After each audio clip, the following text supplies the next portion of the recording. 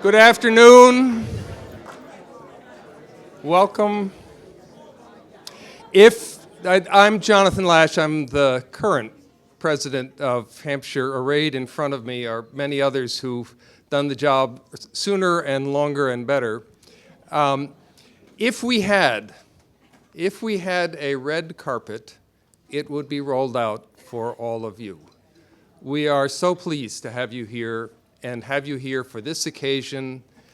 At least nature has rolled out the green carpet for you. I suppose that's fitting. I wanted to do one thing before we get started with the formal activities, which is just to ask everybody who is entitled to one of those founder's hats to get up so we could recognize you. Yes. Come on. Yeah.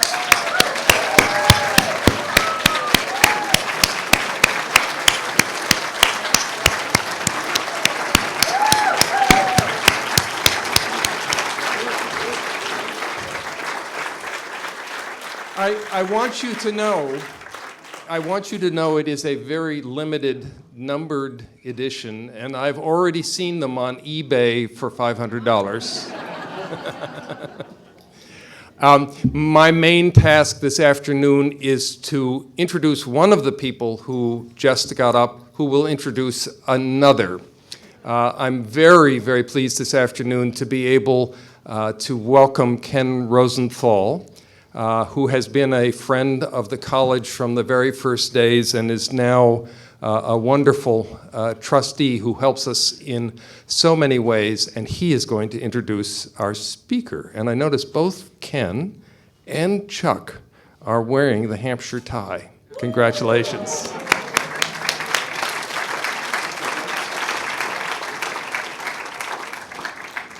And since nothing at Hampshire starts exactly as it's supposed to, my first words are an announcement.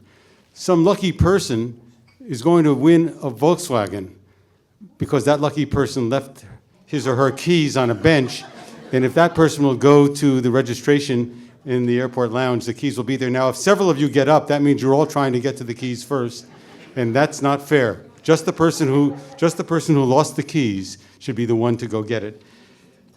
Thank you, Jonathan. I'm very pleased to be here. I'm here to introduce to you Charles R. Longsworth, a man who probably needs no introduction.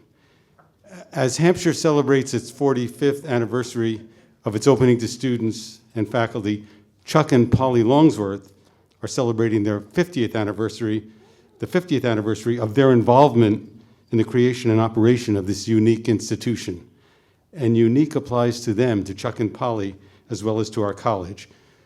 Together, they set out to find a home for a college that did not yet have a name, and they have remained involved in Hampshire College for the 5 decades and more ever since. I have known them for more than 50 years, and though you too know them, perhaps there may be some things that I can tell you that you don't know. Chuck is an Indiana boy who grew up in Wellesley, Massachusetts. He graduated from Amherst College, the Harvard Business School, served in the U.S. Marine Corps, and as many Amherst men did in the 1950s, he chose advertising and marketing as his profession. He trained under the famed David Ogilvy, and he helped to market Campbell's Soups. And then Amherst College's president, Calvin Plimpton, called on him to lead its first ever capital fundraising campaign. And when Amherst alum Harold Johnson offered to pledge some money to take the new college plan off the table and make it real, Cal Plimpton asked Chuck to figure out how to do it. Chuck will tell you about that today. He became Hampshire's first employee and its second president. He left Hampshire in 1977 to become chief executive of Colonial Williamsburg. A year later, he invited Bob Burney, Hampshire's academic vice president, to join him there. We're expecting Bob Burney here this weekend. Together, they remade Williamsburg.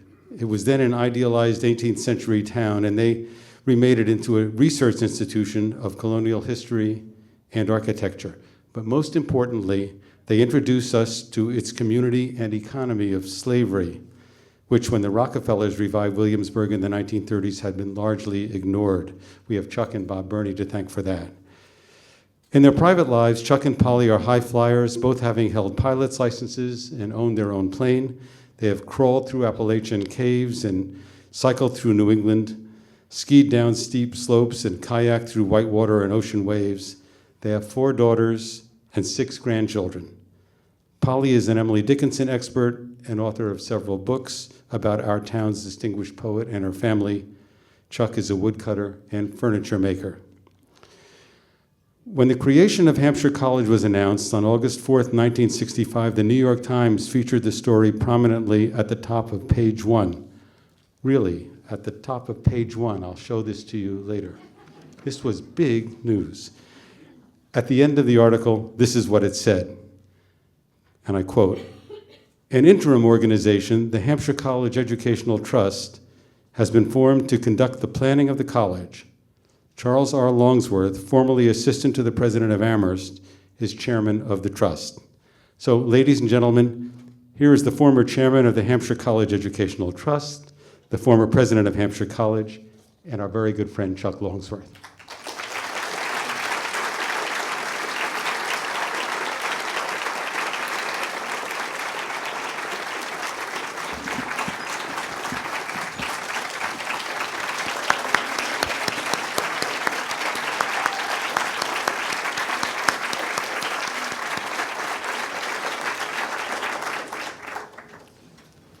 Thank you, Ken. I'm thrilled and honored and excited to be here. It's a dream come true. And to see what has happened in the last 50 years since we started working on the college is just remarkable. And why has it happened? It's happened because of you. The faculty, the staff, the graduates, all have contributed to Hampshire's sterling reputation. It now stands as one of the fine colleges in the country. And you've seen the statistics. We stand in the top 1% of institutions whose graduates earn PhDs, just as one simple example. Well,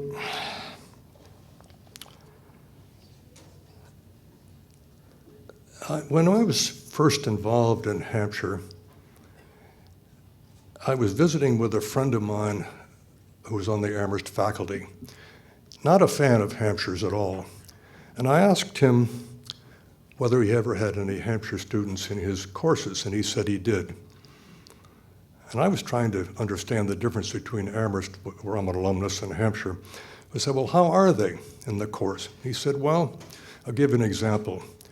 I came into class one day and said, good morning, and 2 hands went up. Pardon me. 2 hands went up. I called on the first hand, which happened to belong to an Amherst student, and he said, will that be on the exam? So then I called on the second student. He happened to be a Hampshire student. And he said, good morning, what does that mean? Now that encapsulates the difference, perhaps. Hundreds of colleges have been founded in this country, and hundreds have failed. They failed for a variety of reasons, financial oftentimes. Colleges were started by religious denominations. Think of Notre Dame, for example. They were also founded by local people who wanted to have the prestige of a college in their neighborhood, or didn't want their daughters or sons to go off to a neighboring or distant town and be polluted by somebody else. So, but the 19th century was a great time. The Morrill Act, passed by the United States Congress, gave federal lands to local enterprises, local towns who wished to start a college. And there are 2 in Massachusetts that were founded under the Morrill Act. And one is the University of Massachusetts, and the other one, surprisingly perhaps to you, is MIT, which was a land-grant college initially, although it isn't anymore. Ken has given credit to a number of people, and I can't perhaps outdo him in reciting all those to whom I'm very much indebted, but certainly one is Ken, who is our 5th employee, Ken and I had worked together at Amherst on a capital campaign, and Ken went back off to New Jersey. He's an Amherst graduate and a Yale Law graduate, went off to New Jersey to pursue the law and business. And then I got involved with Hampshire College, and I said, I need Ken. So I called Ken, and I said, Ken, I need you. He said, okay, and he appeared. And he's been here as a mainstay, a central person ever since. In the early days when we were constantly seeking funding, Ken was our principal contact with the United States government, and he cultivated relationships with the people at Housing and Urban Development and the Education Department so that we had a seamless flow of federal funds coming to us, which was absolutely essential if we were going to get the place built and open on time. The small college, the private college, is not a natural form. It's an almost impossible form financially because it's an inherently a faulty model. The college is dependent on tuition and fees, which hardly even pay the ongoing expenses, let alone provide the capital to build the buildings and to maintain the buildings. So it doesn't occur easily. Colleges are not easy to found, they're not easy to fund, and the remains are easy to find. And there was a rash of new colleges formed about the time Hampshire was formed. Santa Cruz, branch of the University of California, New College in Florida, Eisenhower College in upstate New York, Prescott in Arizona. There are a few. Every one of those has either failed or been taken into the state system, so that there are very few independent colleges started when Hampshire was founded, which still exist. And I would say that far and away Hampshire is the leader among them. One of the people we're missing today is Howard Paul. Howard died on the 19th of March after 27 years of service here.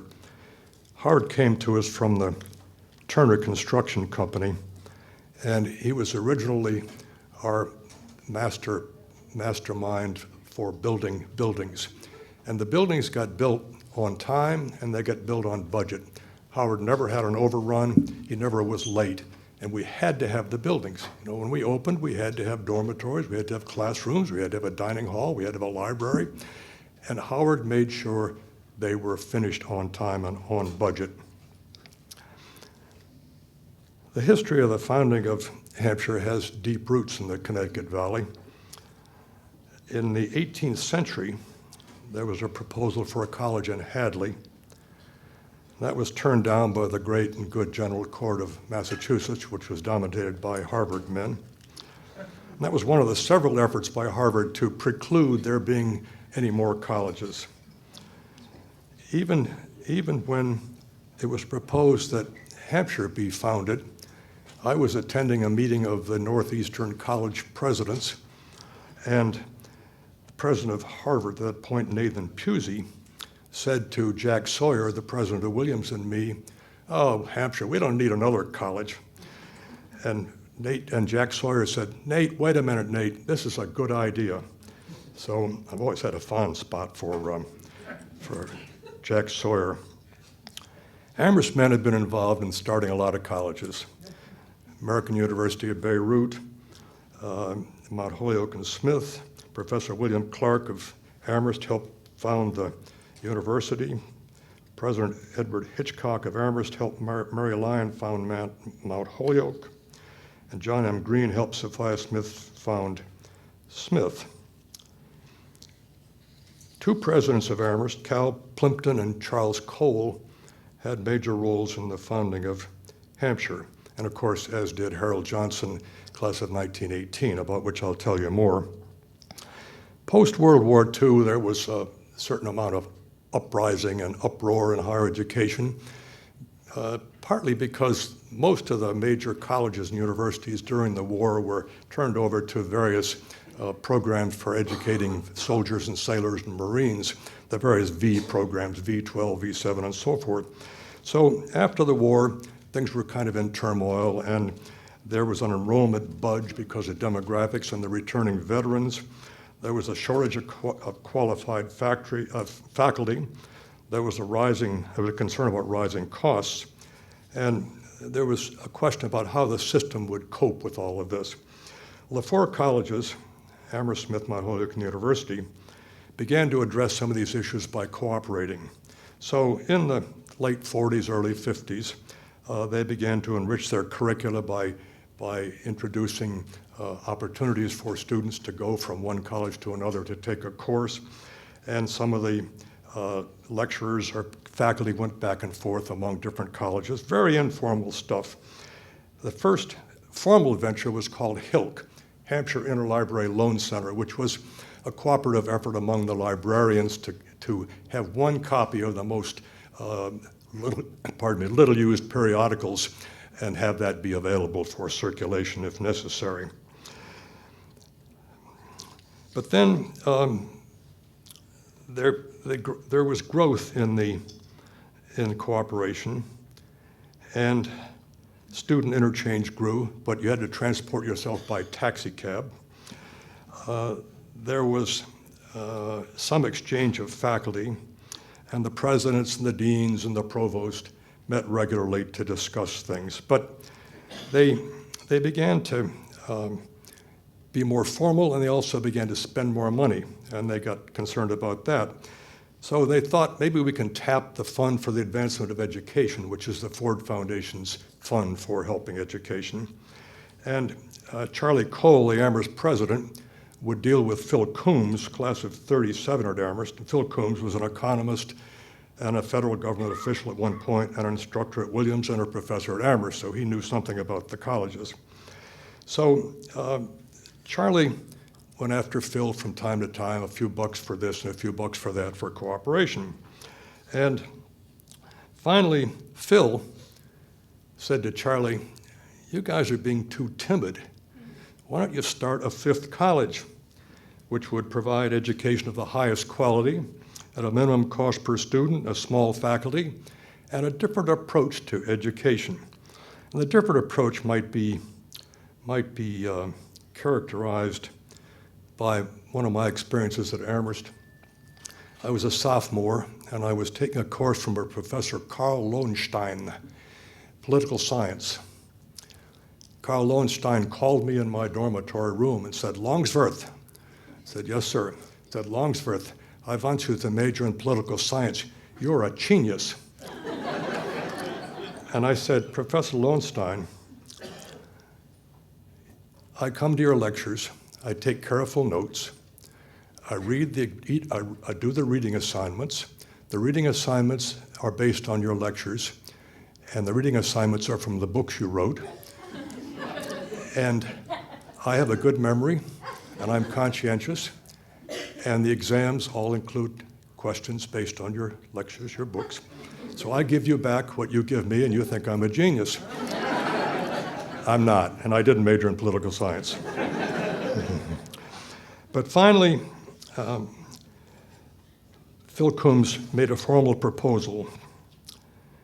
He said that the colleges ought to take a radical step, create a college that would provide, quote, "education of the highest quality at a minimum cost per student, with a smaller faculty relative to the student body as new methods of instruction and new administrative procedures can make possible."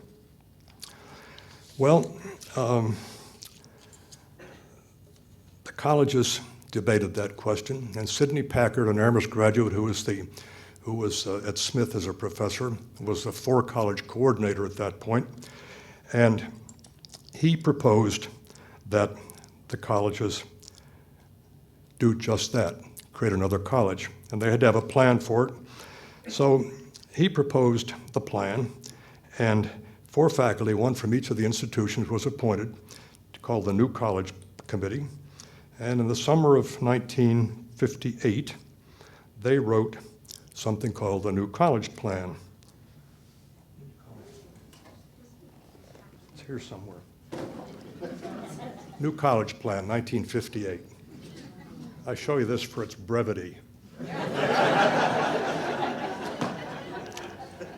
But the new college plan was a thrilling document to the world of higher education, a thrilling document. And it made tracks everywhere, it was circulated everywhere, and people responded to it. The principles in the new college plan were these. One, and most important, to dethrone the course as the basic unit of knowledge. Dethrone the course as the basic unit of knowledge. The implications of that, there would be no departments and no courses to own. Secondly, by introducing students to the modes of inquiry of scholars, students would learn how to learn increasingly on their own. This may sound familiar. That students would be urged to pursue something of great interest to them, not to Carl Lowenstein, but to them, thereby capturing the passion of inquiry and the pride of individual accomplishment. This process would be measured by examinations tailored to the student's course of study, so you wouldn't have the same exam for every student, obviously. The faculty would be guides, counselors, examiners, and models, rather than lecturers and graders. There'd be no grades, only written evaluations. Students would progress through 3 divisions, sounds familiar, and there would be no intercollegiate athletics, sororities, or fraternities. Well, the new college plan was published in 1958, and it was represented this way. It is a widely held conviction among liberal arts faculties that our system of courses and credits has got out of hand, that our students are capable of far more independence than they exercise in present college programs. We propose a college which frees both students and faculty from a system that makes education a matter of giving and taking courses to cover subjects. And most of you have not had this. You took a course, you got 2 credit hours for the course if you passed it. You accumulated credit hours. When you accumulated enough credit hours, you were educated. That was as simple as it was.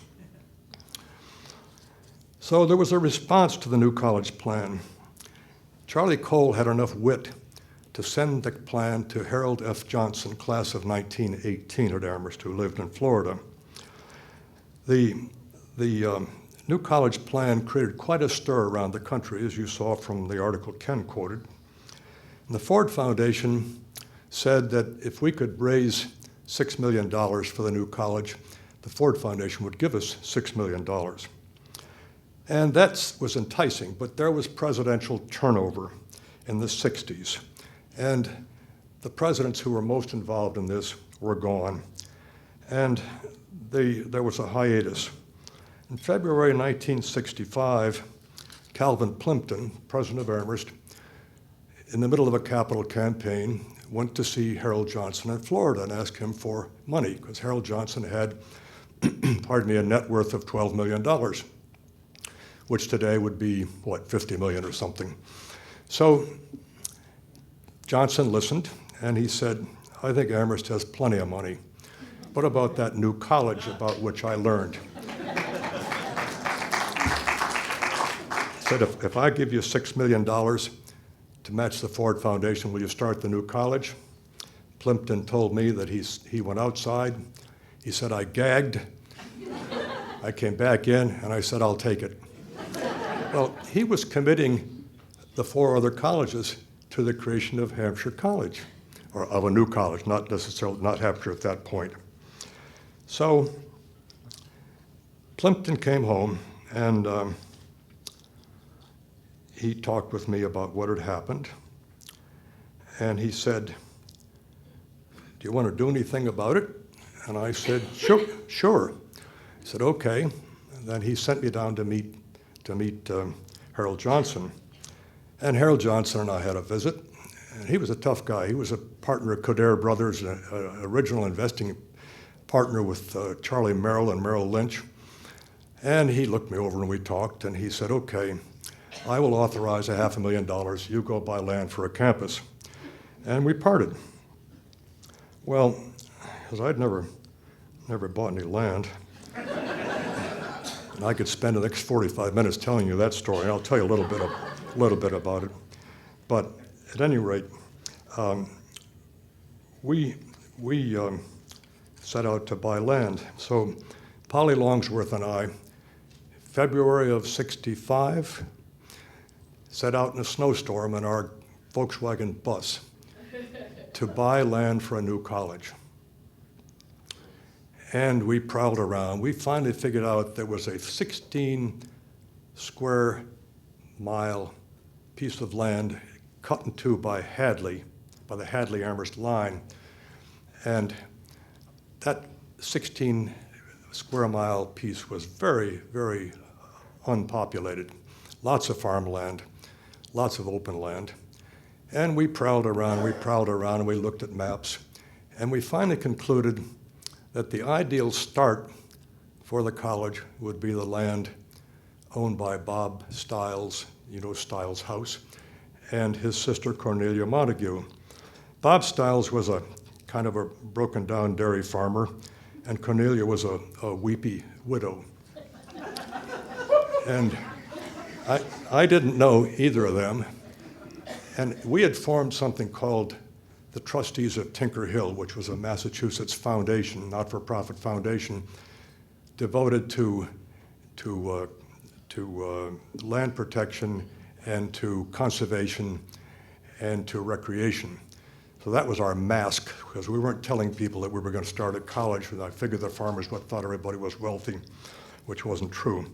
So Bob Stiles and Cornelia, and my friend Roy Blair, who's a classmate at Amherst of Harold Johnson's, was someone I knew well. He was in the insurance business uptown, Blair, Cutting, and Smith. So I went to Roy and said, Roy, will you represent us and try to buy Bob Stiles and Cornelia Montague's land? And Roy said he would. So he went down and called on them. And he said, someone would like to buy your land. And of course they said, well, what do they want to do with the land? And Cornelia, in tears, said, our brother Wayne, who was a school teacher somewhere in the South, our brother Wayne always hoped there'd be a school on our land. And Roy, bless him, said, well, I can't tell you what the people want to do with your land, but I can tell you Wayne would be very happy. And they sold the land to us. And then we went on from there. We had Richard Warner, you know Warner House. I had longed for that piece of land because it was a long, narrow piece that went right back up, and you can identify it because that's where the entrance road is right now. And I saw that instantly as a great place for an entrance road.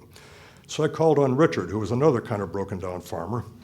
And I called on Richard, and he and I talked and talked and talked.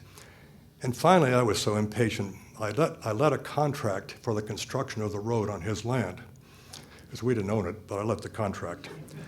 And by happy coincidence, the day that he agreed to sell the land to us was the day that bulldozers arrived to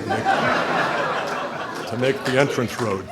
So that was sheer good luck. And then there was Andy Winnichik, and some of you probably knew Andy, some of you probably knew Bob Stiles. Andy Winnichik was a farmer over in Hadley who had another piece of land that we wanted. And he was a dairy farmer, not so broken down. He actually had cows. And I called on Andy time and again at 6 o'clock in the morning, time and again. And he finally yielded. But think of what a good deal this was for Andy or Bob. Andy became our first building and grounds employee. And a farmer like that can do anything. He can weld, he can repair tractors, he can herd cows, he can mow. So he was a very handy guy. And here he was, life tenancy in his home, a salary, and a job that was interesting. Bob Stiles became the postmaster. The students loved him, and he loved the students. And he also could stay in his house and get a salary. So this was not all great salesmanship, for sure. So we had to form a corporation, and we did. And that you have to have a corporation to be able to grant degrees. And we had to name it first, and we had various names. We're going to name it Johnson College after Harold Johnson. Harold Johnson said, it's not my college, no. So we're going to name it Hitchcock College, and Charlie Cole, who was suspicious of students, said students might make fun of that, so we won't do that. So we finally settled on Hampshire, which is the town, which is the county, and that was it.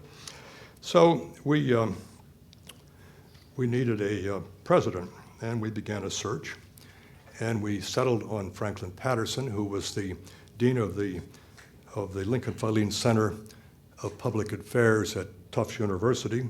Pat was a thick Nebraska or Oklahoma native. He was educated in California, PhD, good teacher, charming guy, well connected with the foundations in the country, and really an ideal president for us.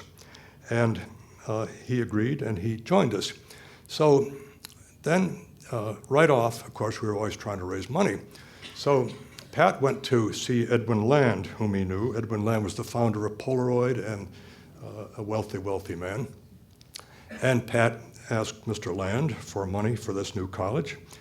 And Land said, "What are your ideas?" And Pat tried to tell him some ideas, and Land said, "Put it in writing."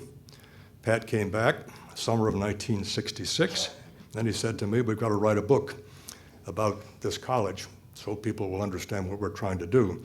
So we set to work, and he worked 14, 16 hours a day for about 2 months that summer. I worked maybe 10 or 12 hours a day, and he was the principal author of The Making of a College.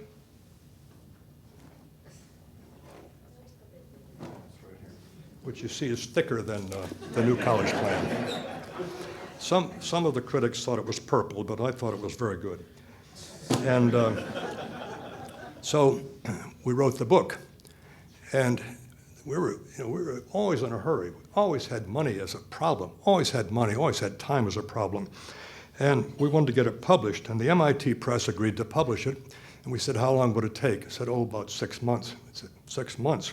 So I went to a couple of friends of mine, Jerry and Red Cross, who ran a thing called the Nimrod Press, and I said, "If we get a publisher, will you manufacture it?" And they said, "Sure."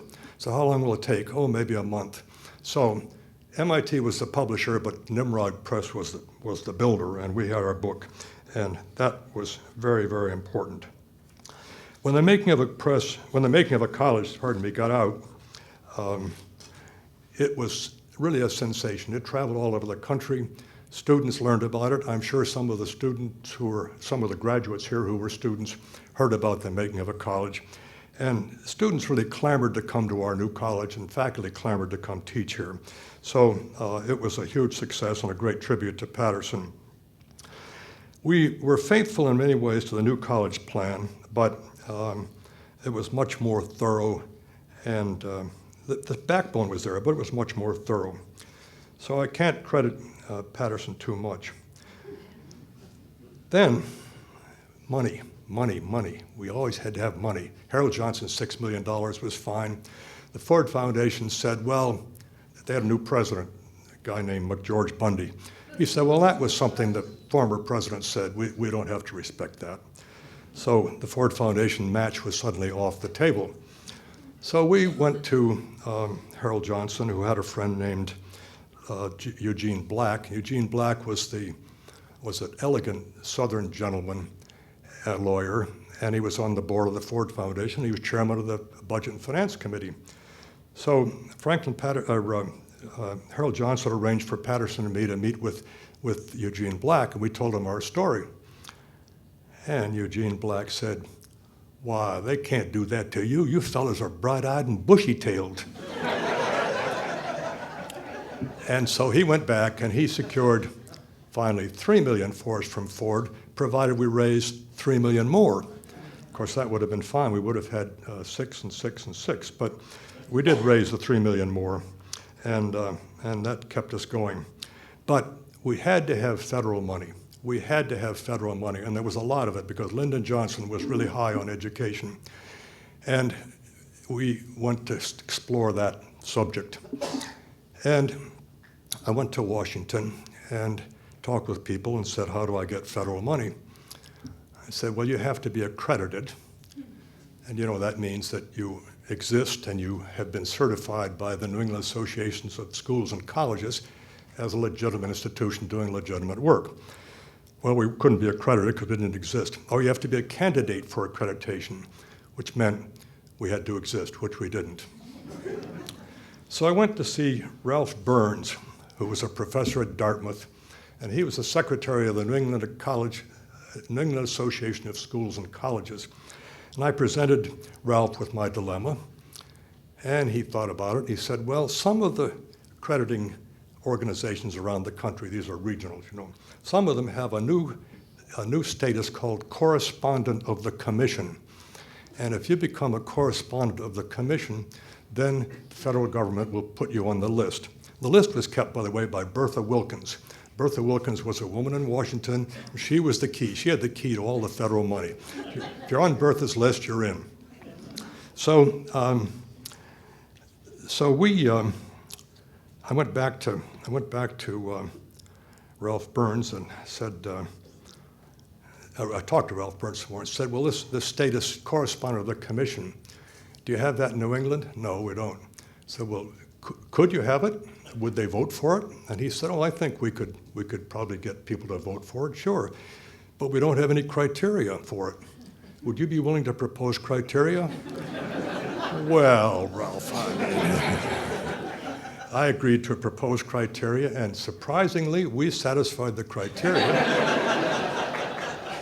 And we became the first college in New England to get federal money under that program. And the man who brought the federal money from the feds to us was Ken Rosenthal. He just had relationships with all those people, and they couldn't wait to deal with Ken, so he gets all that credit. We got dormitory loans, we got building grants. Ken and I were wandering around the corridors in Washington one time. We met a young man named Kennedy, Sean Kennedy, I think it was, and he was the library fund man. And it was near the end of the fiscal year for the feds, and he had $400,000 left in his budget. And if he didn't spend it, he had to turn it back in. So he asked us if we would like it. Well, we thought we would. So we got $400,000 for the library right there on the spot. So we had to have dormitories. And that's a loan process, 3% loans at that point, which was good money. I mean, the interest rates then were 15, 20%.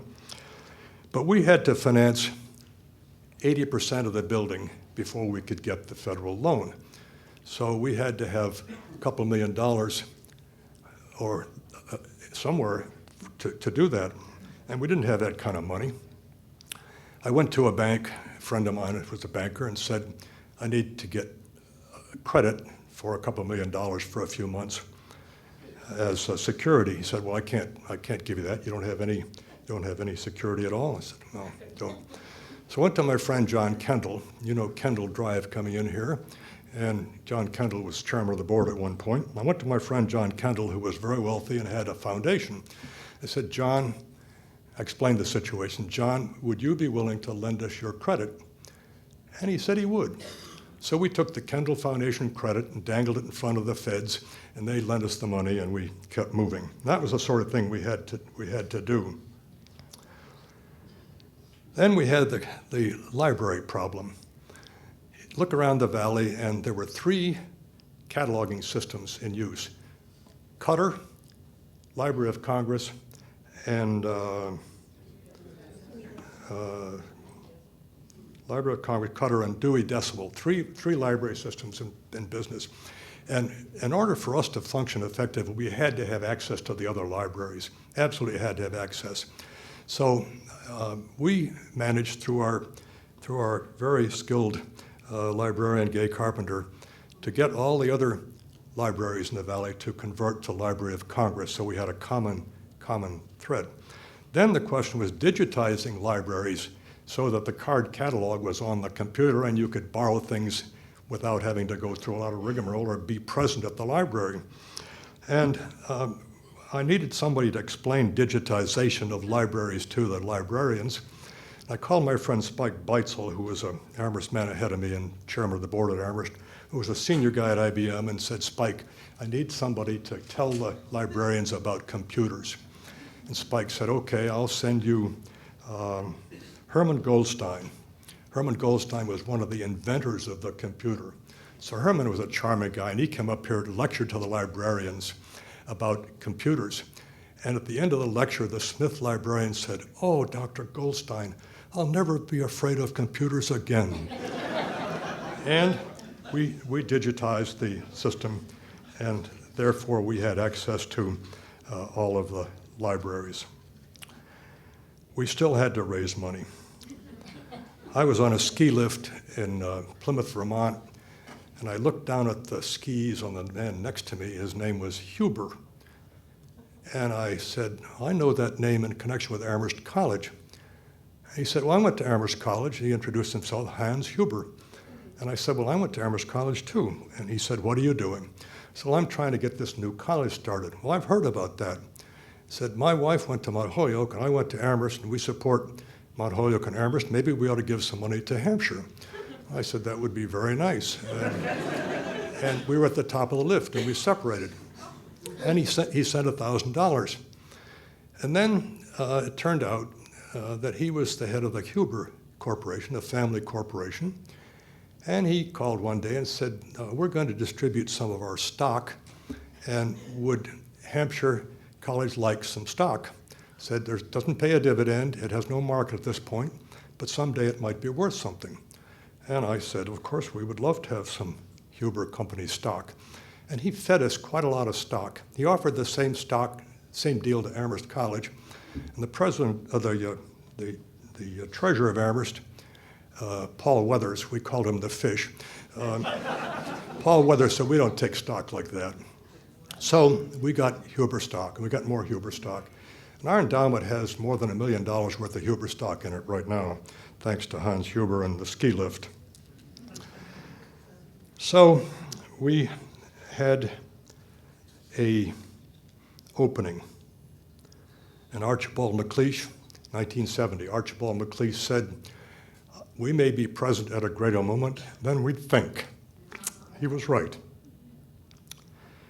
So came the first year of operation. How many of you were in the first class? Okay.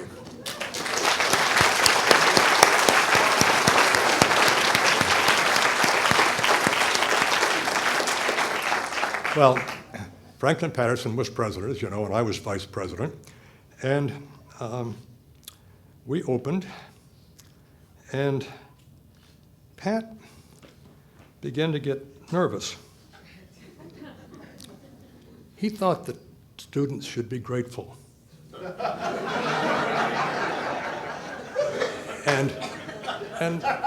and well-mannered. And should not think otherwise. And they weren't grateful. They were rambunctious. And they did think otherwise.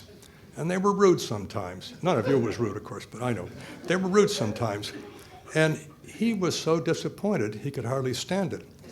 And they were just what he had invited to come to this college based on the way the college was planned, but he couldn't stand it. And it was very offensive to him.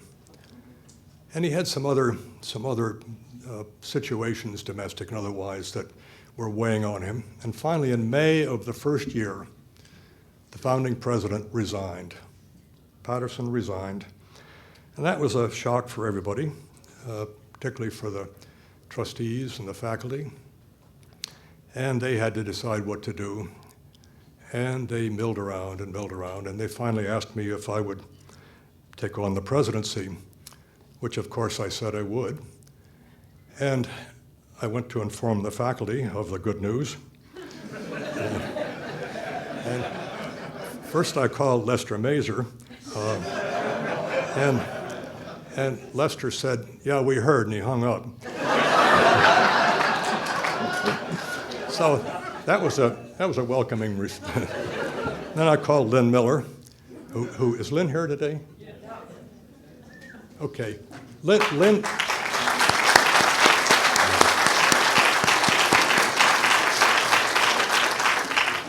is the longest-serving member of the faculty, just retired, 45 years of service. And I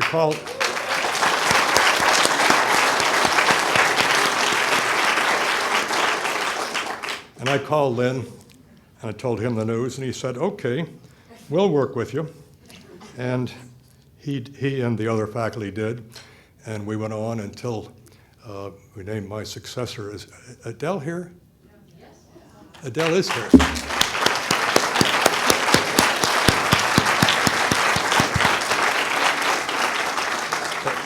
Adele was a dean of freshmen at Princeton, and she was a candidate, and I had the privilege of interviewing her for the succession. And there are a number of people interviewed, of course, and I said to the search committee, you can search all you want, look at all the candidates you want, but you'll choose Adele. And they did, and they were right, and I was right too. So that's my story, and I'm sticking to it.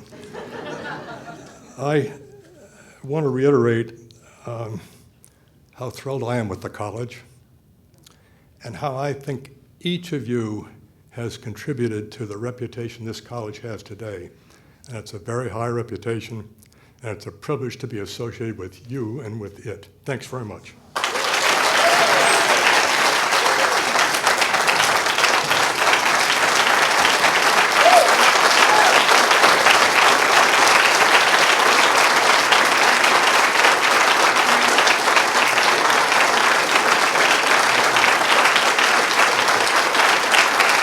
Thank you.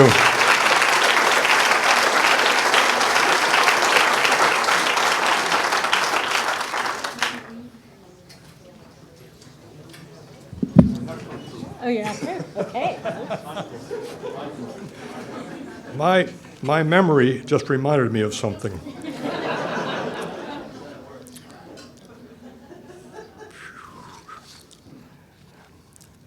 And it will come up shortly.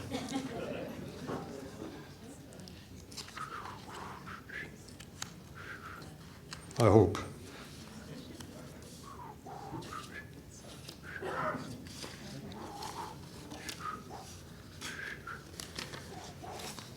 Well, I know it's here, and it's worth your being patient.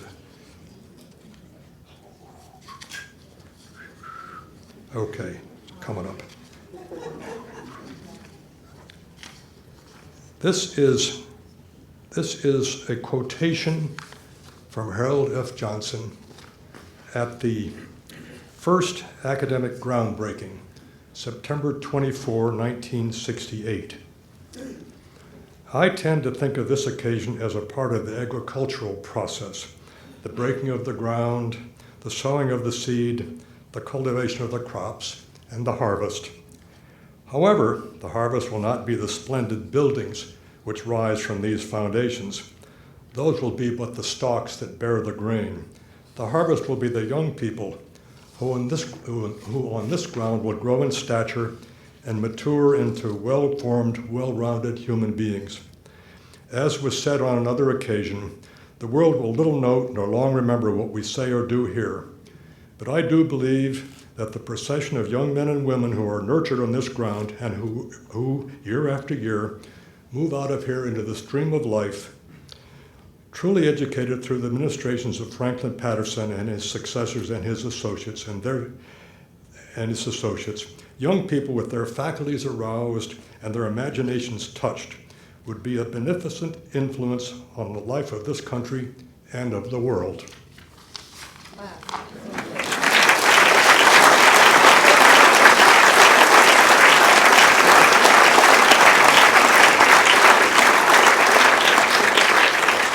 And we would not be here today if it weren't for Harold Johnson.